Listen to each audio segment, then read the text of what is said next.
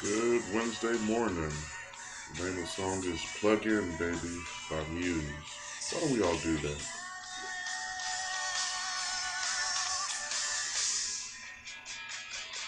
49ers on today's docket.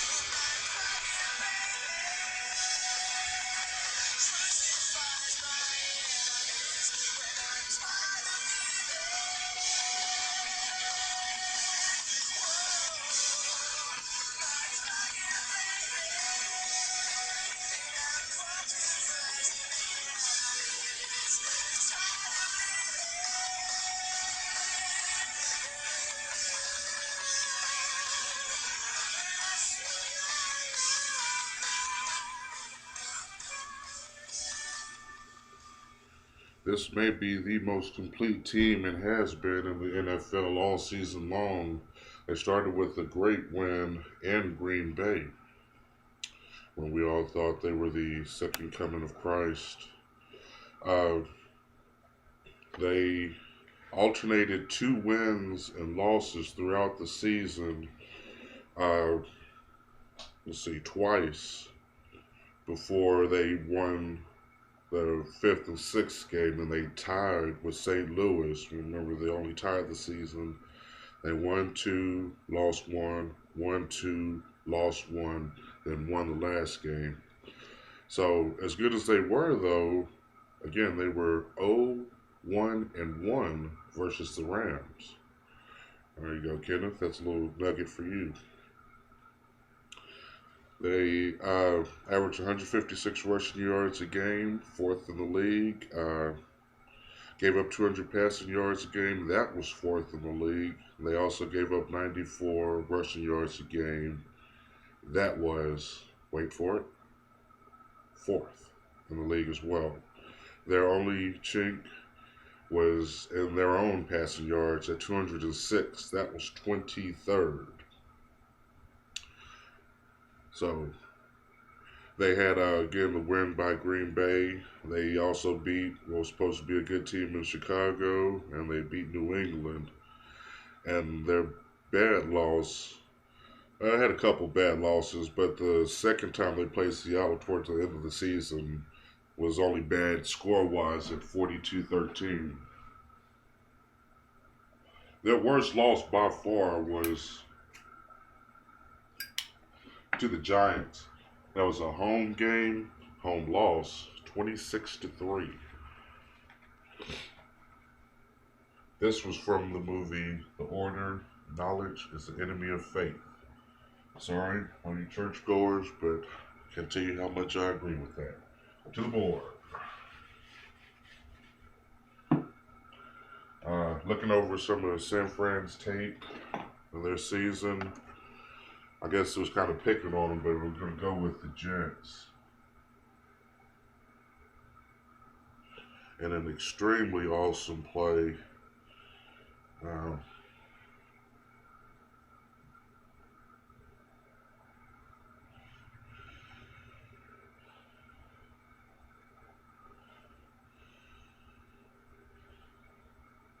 Let me put the guy's numbers here.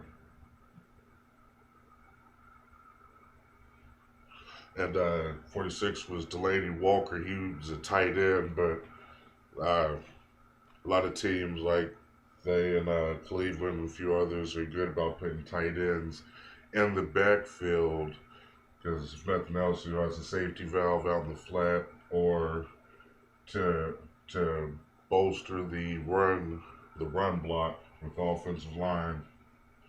He always gives the running back. And then this play was Kendall Hunter, a great guy from Oklahoma State. Maybe a little bit more security in the run game. I was stuttering because they didn't run off tackle here. I'm going to show you what they did. I'm make sure I got everybody. Okay.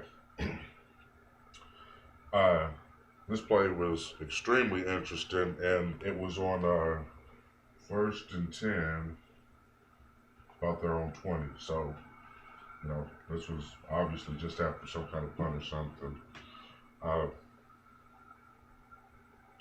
The snap of the ball, put these guys down here.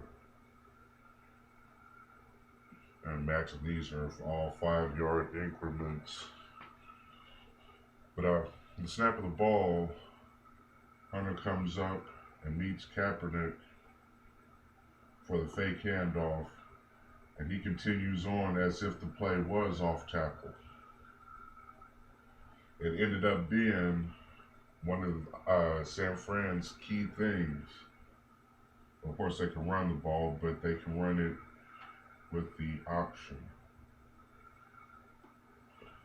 They can run the option, and that's what they did. After Kendall took the fake handoff and went up, both Kaepernick and Delaney Walker ran the option play to the left with whoever the receiver is helping in the run blocking game. I didn't look too much on the offensive line because I got a lot of the info. Well, I got this play from YouTube and it's kind of acting up. But no matter, first of all, this was against the Jets, so, it wasn't really getting much in return defensively. And after all this, it wasn't much left in the Jets tanking. Like I said, this was early. It was still 0-0 actually, and this ended up being a 36-7 game. 36-0, 37-0, something like that. So at the snap, the fake handoff goes out. Defense checks in this way. And at the right moment, Kaepernick pulls out with Delaney Walker behind him, but he didn't pitch to Delaney.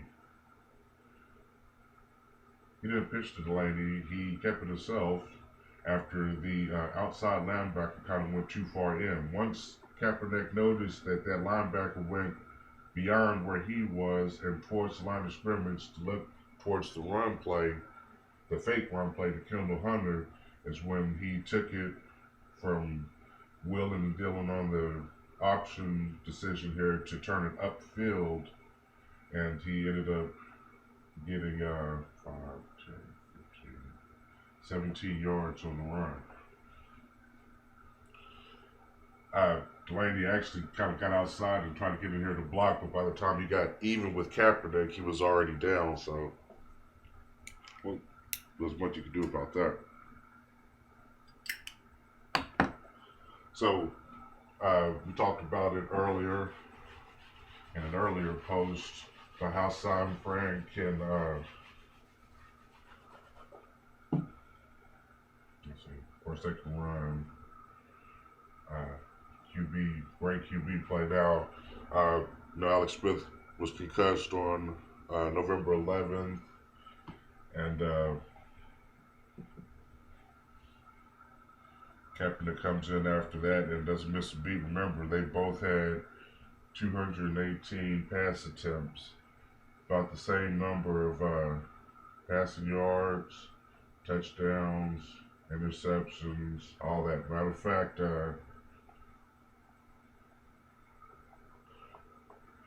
Kaepernick was at 98.4, at 104.1, or somewhere around there, but it was pretty close to that. 104.1.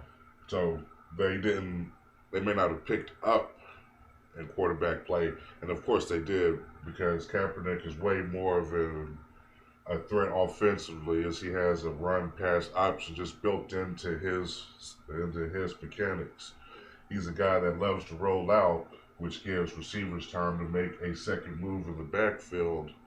But if nothing else, he can always run and get 6 or 7 yards. That is always available to him.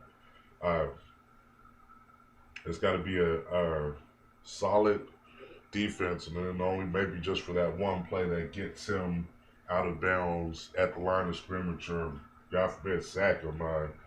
They were both sacked 20 times, so 2 or 3 times a game or so. Again, sack could be just a run of for a loss of 1 yard. Back to Chicago. This is where the focus on the quarterback play. Remember, earlier post we said they did great with 2 or more tight ends. Now I'm seeing that it looks like it's kind of jumbled together with 2+ tight ends.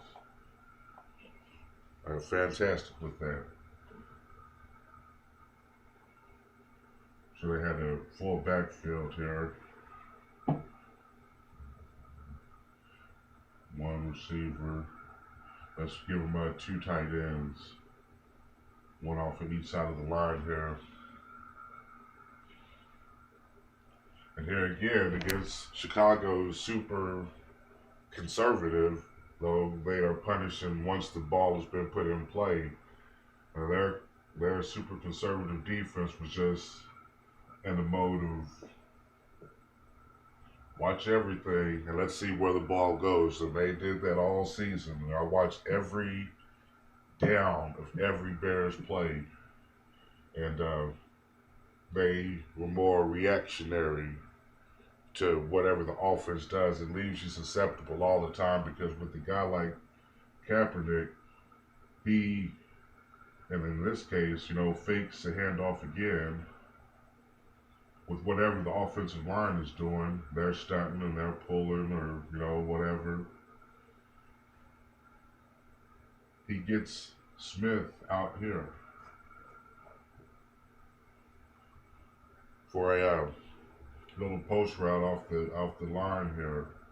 But with the fake handoff, all the Bears thought was, let's just get here because they were fourth best, but to me, they are the best run team in how they run. The teams that were better, were just gifted at running back. And I'm not saying that these guys aren't gifted. Hunter, I forgot the other guy that played last week. And, of course, Frank Gore. These guys are great runners, so I don't take that from them.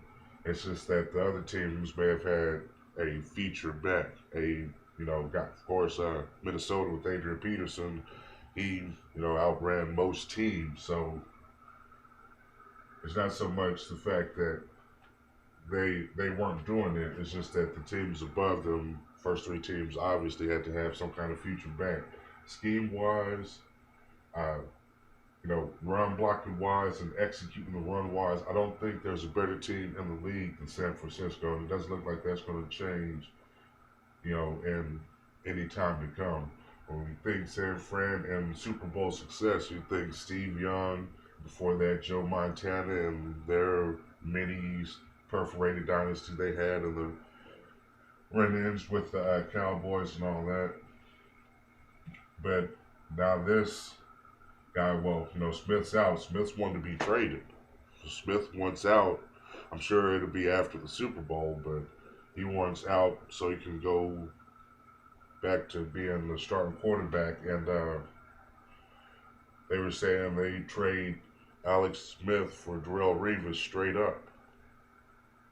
Well, just hearing me say that, I would be cool with that. This play was for 32 yards. It was a pass play. And after that, they kept the Bears off. They were on their heels the whole day.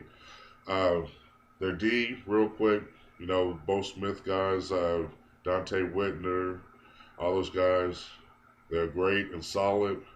But this is a team that put up 45 on Green Bay. Now, Green Bay ain't the best defensive team going, but this is a playoff game. And what you have to do in the playoffs, we talked about it a couple times, you've got to run the ball and you've got to stop the run. As far as that goes, I don't think there's a team left in the playoffs, definitely, and may not have been one in at all, that can do both as well as the 49ers. Obviously, I'm leaning heavily towards them, so we'll line up the offenses and defenses together and give a score Friday morning. Until then.